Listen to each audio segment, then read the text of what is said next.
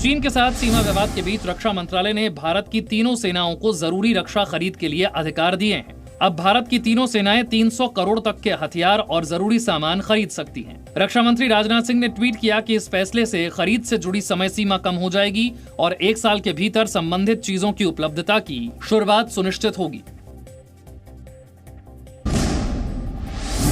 रक्षा मंत्री राजनाथ सिंह 2 दिनों के दौरे पर जम्मू कश्मीर और लेह लद्दाख जाएंगे। 17 और 18 जुलाई को होने वाले दौरे पर रक्षा मंत्री के साथ सेना प्रमुख जनरल मनोज मुकुंद नरवणे भी होंगे। 17 जुलाई को रक्षा मंत्री लद्दाख का दौरा करेंगे और LAC के फॉरवर्ड ब्लॉक पर भारतीय सेना की तैयारियों की समीक्षा करेंगे।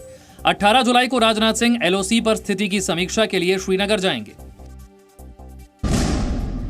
राजस्थान के मुख्यमंत्री अशोक गहलोत ने पूर्व उप मुख्यमंत्री सचिन पायलट पर बड़ा आरोप लगाया है।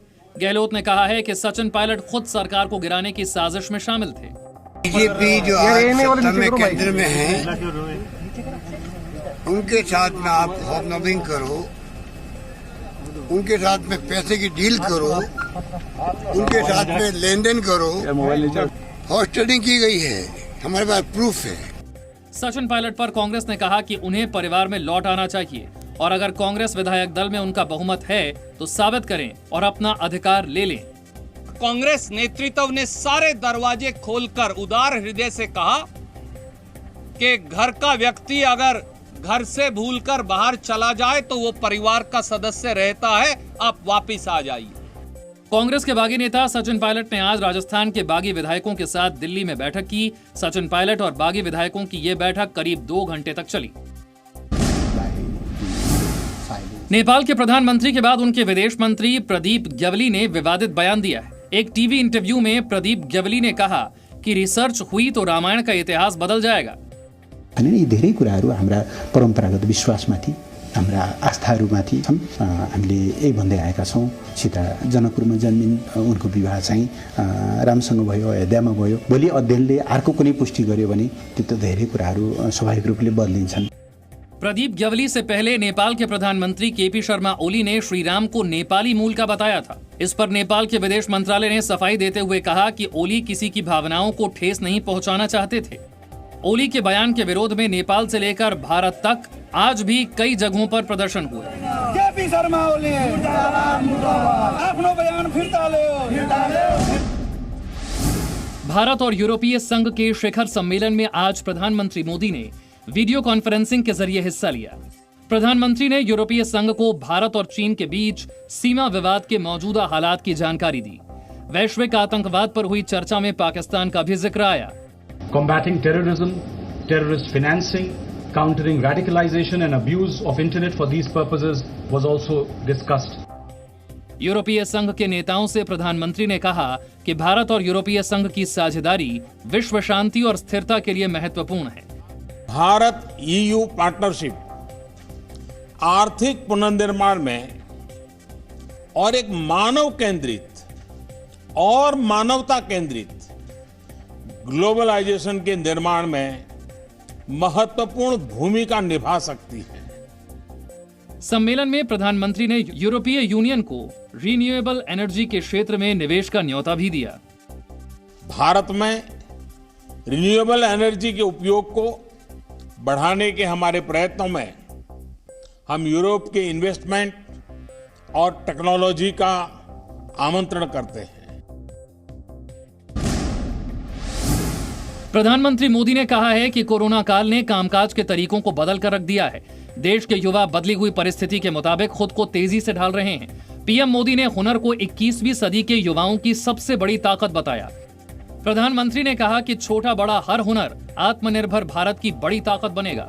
विश्व युवा कौशल दिवस और स्किल इंडिया मिशन की 5वीं वर्षगांठ पर प्रधानमंत्री मोदी ने युवाओं को स्किल, रीस्किल और अपस्किल का मंत्र भी दिया। आज भारत में नॉलेज और स्किल दोनों में जो अंतर है उसे समझते हुए ही काम हो रहा है। भारत में कोरोना संक्रमण के मामले तेजी से बढ़ रहे हैं।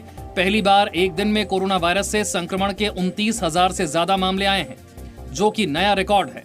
केंद्रीय स्वास्थ्य मंत्रालय के मुताबिक पिछले 24 घंटे में 29,429 नए केस सामने आए। 582 लोगों की कोरोना से मौत हुई। वहीं 20,572 मरीज इलाज से ठीक हुए।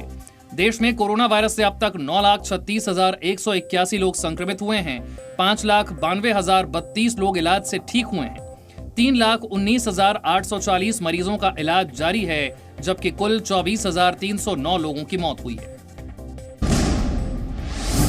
कोरोना से लड़ाई में दिल्ली से आज फिर अच्छी खबर आई है। दिल्ली में कोरोना के एक्टिव केस की संख्या 18,000 से कम हो गई है। पिछले 24 घंटे में दिल्ली में संक्रमण के 1,647 नए केस आए। इस दौरान 2,463 मरीज ठीक हुए और 41 लोगों की मौत हुई। दिल्ली में कोरोना वायरस से अब तक 1,16,993 लोग संक्रमित हुए हैं, जिनमें से 95,699 लोग ठीक हुए हैं। दिल्ली में कोरोना से अब तक 3,487 लोगों की मौत हुई है। दिल्ली के मुख्यमंत्री अरविंद केजरीवाल ने कहा कि 15 जुलाई तक दिल्ली में 2.25 लाख संक्रमित मरीजों का अनुमान लगाया गया था, लेकिन अब दिल्ली की स्थिति काफी बेहतर है। हमने 15,500 बेड्स का इंतजाम कर लिया है, लेकिन आज उनमें केवल 4,000 बेड भरे हुए हैं, बाकी सारे बेड खाली हैं। तो स्थिति काफी नियंत्रण में नजर आ रही है आज। महाराष्ट्र के पालघर में 2 साधुओं की हत्या के मामले में सीआईडी ने डहाणू कोर्ट में चार्जशीट दाखिल की है। 4,500 पन्नों से ज्यादा की चार्जशीट में 169 लोगों को आरोपी बनाया गया है, जिनमें से 11 आरोपी नाबालिग हैं। 16 अप्रैल को पालघर जिले के गढ़चिंचले गांव में पुलिस के सामने 2 साधु और उनके ड्राइवर की भीड़ ने पीट कर हत्या कर दी थी। सवालों में घिरने के बाद महाराष्ट्र सरकार ने 5 पुलिस वालों को निलंबित कर दिया था और 30 पुलिस वालों का तबादला कर दिया था और जांच